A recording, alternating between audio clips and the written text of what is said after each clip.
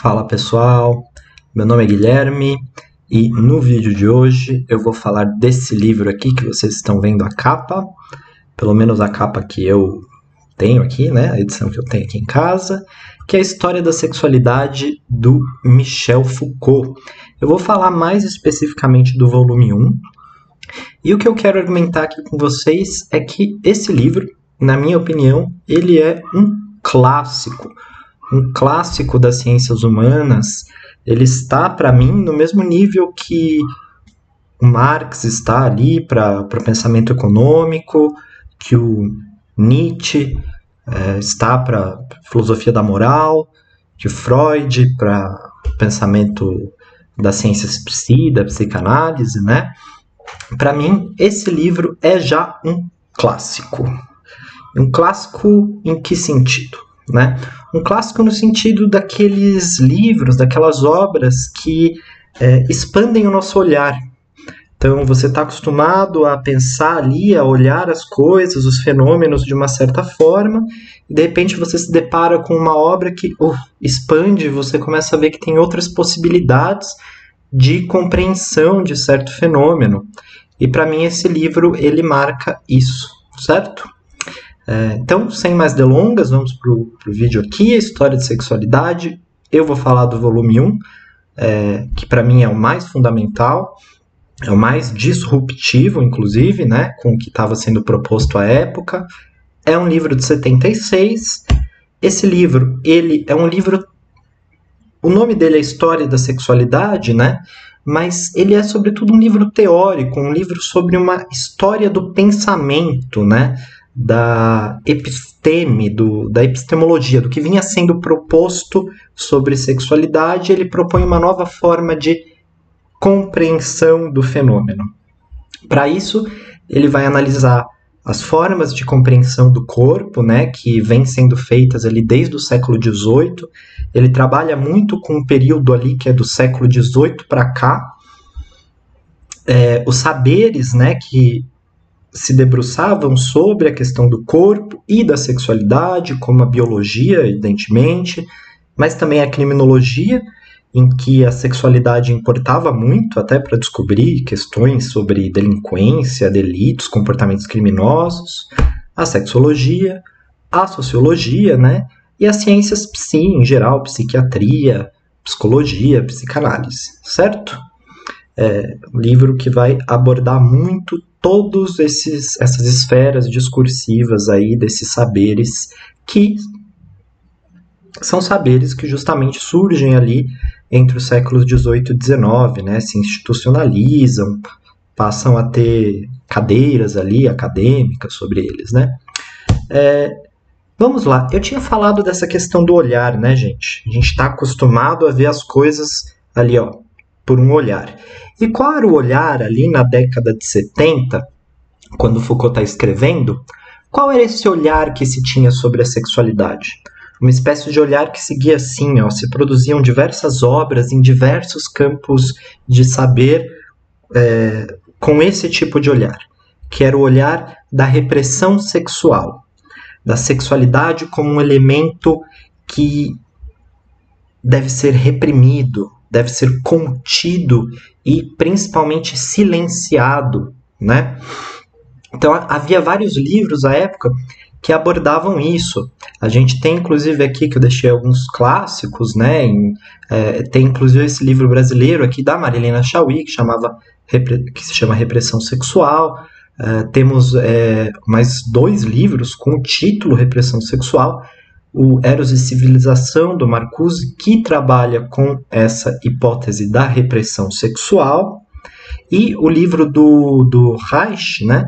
Wilhelm Reich, se perdoem a pronúncia, né? Alemão, acho que é alemão, salvo engano, que se chama Biopatia do Câncer, em que ele vai até além. Ele diz que a repressão sexual é responsável pelo aparecimento do câncer nas pessoas, né? Você reprimir ali muito sexo, conter as suas pulsões, seus desejos, seria algo tão maléfico para a nossa psique que geraria células cancerígenas. Então vejam como essa hipótese da repressão sexual ela se fazia presente em diversas obras nesse período, né? Essa hipótese da repressão sexual é a primeira coisa que Foucault vai mencionar na história da sexualidade. Vejam, eu trouxe várias citações aqui para vocês do livro, porque é isso, eu quero acompanhar passo a passo até chegar na parte justamente em que o Foucault faz uma virada, faz um clique, assim, tem um insight, fala, ó, eu quero pensar a sexualidade, mas por outros termos. Esse livro, a edição que eu li é essa edição aqui, eu chamo a edição da bundinha, né, porque tem uma bundinha. Hoje em dia já tem várias outras edições que infelizmente não tem a bundinha. Mas, de todo modo, se vocês puderem entrar em contato com essa obra, ela é demais. Hipótese repressiva. Vejamos, esse aqui que eu trouxe para vocês é o primeiro parágrafo do livro, em que o Foucault vai abordar justamente essa hipótese que se fazia presente na época. Ele diz o seguinte: parece que, por muito tempo, teríamos suportado um regime vitoriano, e a ele nos sujeitaríamos ainda hoje. A pudicícia imperial figuraria no brasão de nossa sexualidade contida, muda, hipócrita.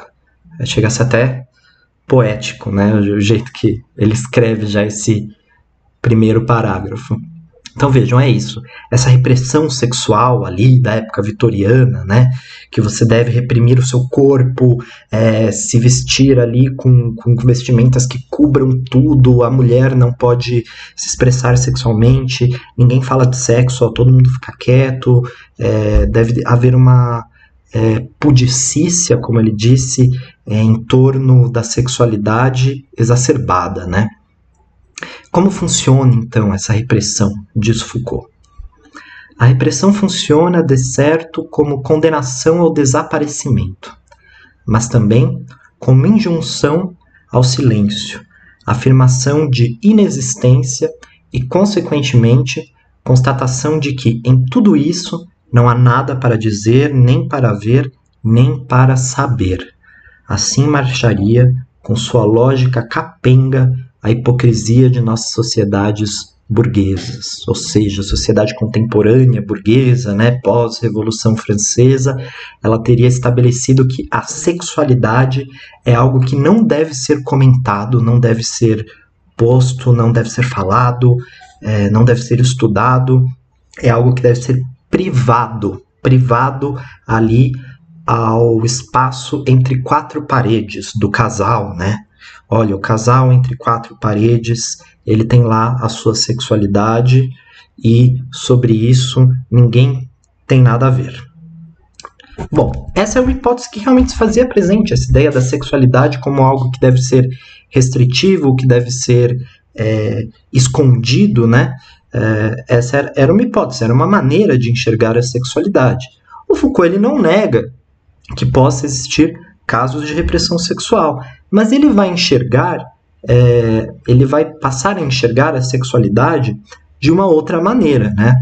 Ele vai ter aqui o que eu chamo, vou passar para o slide seguinte, de uma inflexão epistemológica, ou seja, ele muda a chavinha, né, gente? A chavinha que vinha sendo pensado só pela hipótese de que o sexo, a sexualidade, o corpo deve ser algo privado ali aos domínios do lar, ele vai falar, não é bem assim, né? Então vejam que até deixei aqui algumas imagens, e essas imagens elas vão justamente para dialogar com o que o Foucault, na verdade, está percebendo ali, começou a perceber sobre a sexualidade. Diz ele: mas, por volta do século XVIII, nasce uma incitação política, econômica, técnica a falar do sexo. E não tanto sob a forma de uma teoria geral da sexualidade, mas sob forma de análise, de contabilidade, de classificação e de especificação, através de pesquisas quantitativas ou causais. Cumpre falar do sexo como de uma coisa que não se deve simplesmente condenar ou tolerar, mas gerir. inserir em sistemas de utilidade, regular para o bem de todos, fazer funcionar segundo um padrão ótimo. O sexo não se julga apenas, administra-se, sobreleva-se ao poder público, exige procedimentos de gestão, deve ser assumido por discursos analíticos. Ou seja, gente, o que o Foucault estava percebendo? Vou até aqui beber um vinho no copo de requeijão, né? Bem tranqueira. Ó, o que o Foucault estava percebendo é que com o advento ali da sociedade contemporânea, como eu disse, pós-Revolução Industrial, pós-Revolução Francesa, surgia também aqui a lógica do Estado contemporâneo, Estado moderno contemporâneo, né? Em que surgiam ali instituições de controle dos corpos. Por quê? Bom, o mundo ele deixava de ser um mundo agrário, né, para um mundo urbano. E o mundo urbano tem muitas pessoas ali circulando. Essas pessoas, elas devem ser úteis, devem ser produtivas para trabalhar ali nas fábricas, para pagar os seus impostos, não é verdade? Essas pessoas têm que estar ali vivas, atuantes, né, para fazer isso. E o Estado, e não só o Estado, mas também os agentes econômicos, eles devem ter a compreensão do que está acontecendo com essas pessoas, inclusive sob o ponto de vista biológico. Então, começou a surgir, por exemplo, a ideia de censo, né? Censo populacional, como a população está crescendo, como ela está se reproduzindo. Começaram também a surgir novas categorias para enquadrar os comportamentos das pessoas, né? Isso era importante, olha. Então, por exemplo, a gente como eu disse, passam a surgir ali ciências como a criminologia, que começaram a tentar, olha, essa pessoa ela tem uma tendência maior a cometer crimes e essa não. E esse tipo de análise, né, ele passava também por uma análise do corpo, né? A gente pode lembrar que aqueles autores de criminologia positivista ali, da passagem do século XIX para o XX, eles pensavam muito na questão da fisiologia para descobrir se uma pessoa era criminosa ou não, né? Então eles mediam o tamanho da cabeça, viam os traços corporais, o tamanho da orelha, né? E, inclusive, eles tentavam descobrir se essas pessoas tinham taras sexuais ou coisas do tipo, e passaram, obviamente, né, a relacionar isso a comportamentos desviantes, certo? Mas, para descobrir isso, para descobrir qualquer tipo de pulsão sexual, para descobrir a forma como as pessoas estão se relacionando, se reproduzindo, a lógica não é uma lógica do silêncio, pelo contrário, é uma lógica da investigação, da verificação, da análise científica e, inclusive, da análise clínica. E quando a gente fala em análise clínica, deixei até aqui, né, a fotinho de uma pessoa num divã, é uma análise em que a pessoa tem que falar. Ora, eu quero saber quais são seus desejos, quero saber quais são suas pulsões sexuais, quero saber quais são o que há de mais ali escondido mesmo, ali, recôndito, né? Isso deve vir à tona. Por quê? Porque é uma necessidade de controle, né? Então, vejam, a gente está saindo de uma lógica ali de percepção da sexualidade em que havia um impulso ao silêncio, e o Foucault vai pensar, não, na verdade o que está acontecendo é um impulso à fala, um impulso à necessidade de descobrir, né? Descobrir clinicamente, descobrir nos laboratórios o que está acontecendo com o corpo humano, e a sexualidade sendo ali um dos principais fatores de análise. É por isso que o Foucault ele vai compreender a sexualidade, então, como um dispositivo histórico, né? Essa sexualidade que a gente tem hoje, que a gente conhece hoje, A forma como nós entendemos a sexualidade atualmente, nós, seres contemporâneos, como nós entendemos isso, né? Diz o Foucault, a sexualidade é o nome que se pode dar a um dispositivo histórico, não a realidade subterrânea que se apreende com dificuldade. Ou seja, ele não está pensando a sexualidade ali, naquele sentido psicanalítico, daquilo ali que está no mais fundo do ser. Não. Ele diz, mas a grande rede da superfície em que a estimulação dos corpos, a intensificação dos prazeres, a incitação ao discurso, a formação dos conhecimentos, o reforço dos controles e das resistências, encadeiam-se uns aos outros, segundo algumas grandes estratégias de saber e poder. Esse parágrafo aqui é fundamental, né, gente? Porque esse parágrafo ele marca justamente essa ideia do Foucault sobre sexualidade, né? Ou sobre o pensamento que se faz da sexualidade. A questão do sexo, do comportamento sexual, reprodutivo das pessoas, antes da Era Moderna, ali, antes até do século XVII, ela era pautada por uma lógica de aliança, né? As pessoas faziam um matrimônio que tinha um estatuto ali jurídico, e a partir desse matrimônio que as pessoas iriam, enfim, se reproduzir, coisa e tal, e pouco se falava da sexualidade fora desse âmbito de uma lei, certo? Seja ela uma lei humana ou uma lei divina, mas era uma lei, era um dogma. A sexualidade agora, ela não vai ser percebida como um dogma, como uma lei, mas ela vai ser percebida como essa cadeia de discursos, e discursos que estimulam corpos, intensificam prazeres.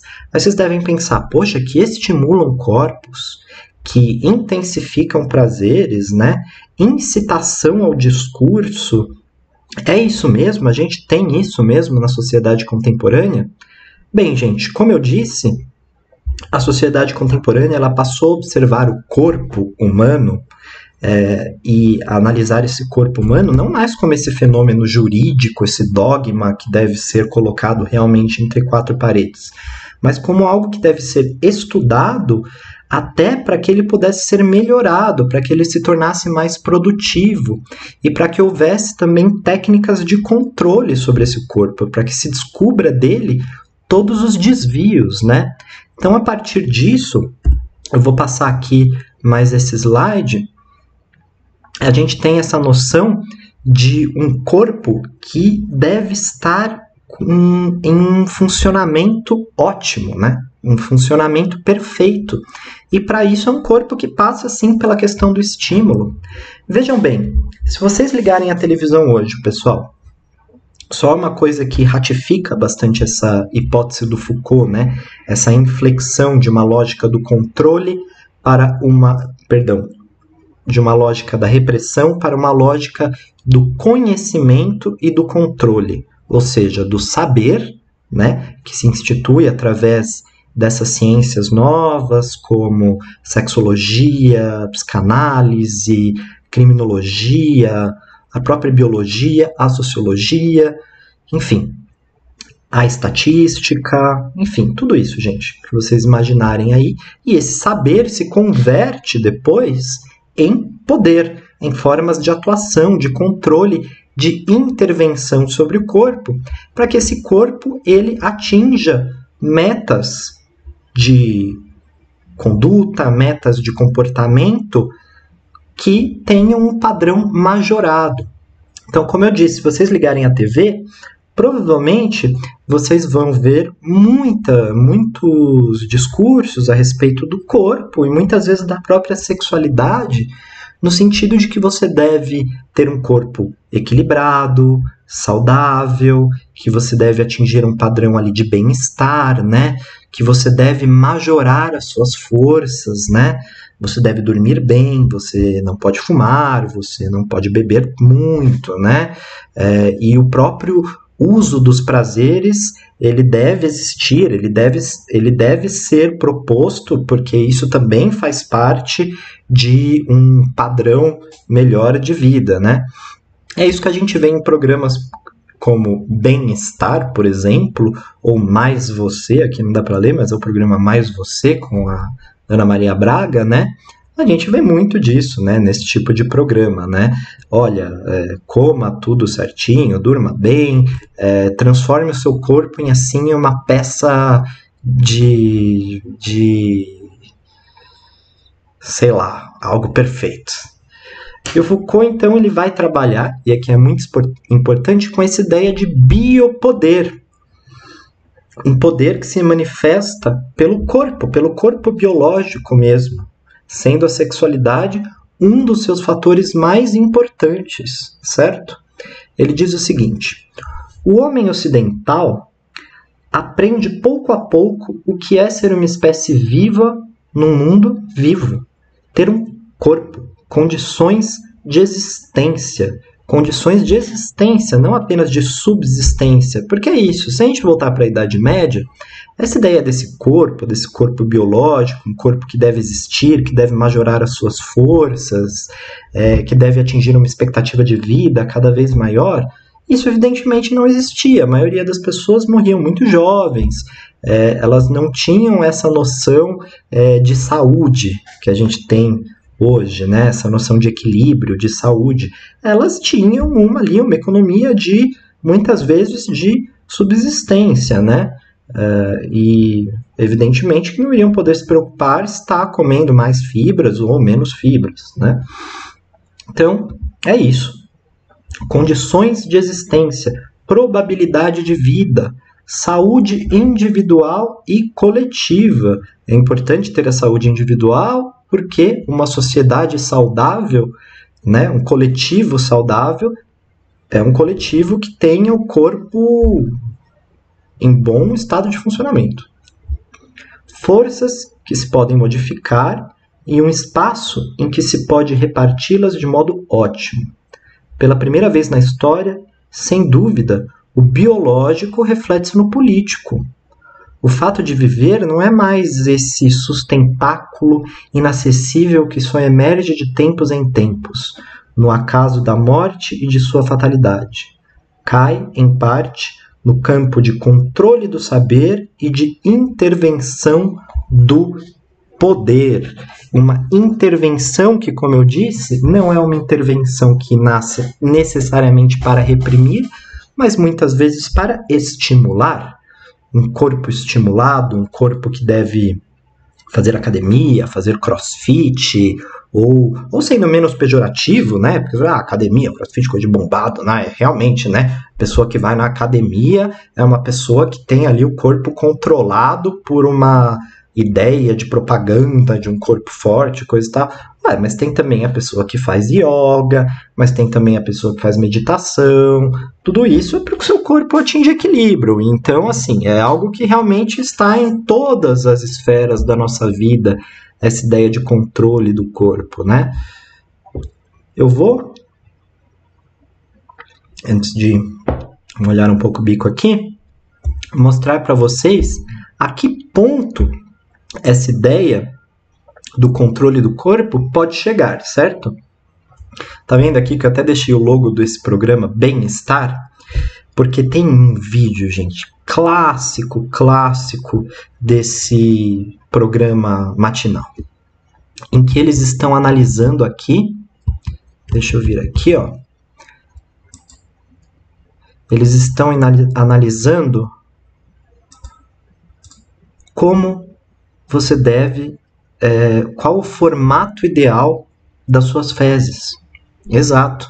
Eles fazem até um ranking ali para ver, olha, se as suas fezes tiverem tal formato, é porque você tem um nível de equilíbrio, de saúde corporal excelente. E se não estiver, você deve atentar para alguns padrões.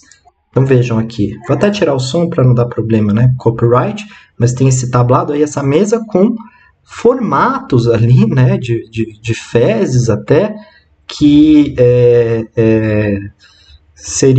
passariam ali do pior para o melhor, né? Vejam aqui, se vocês verem, aqui, ó, olha, ó aqui, ó, beba mais líquido, consuma mais fibras. Então aqui, ó, esses formatos assim, esse formato com essas bolinhas aqui, ele não é tão bom, ó. Evite, acho que é farinha branca, evite farinha branca, né?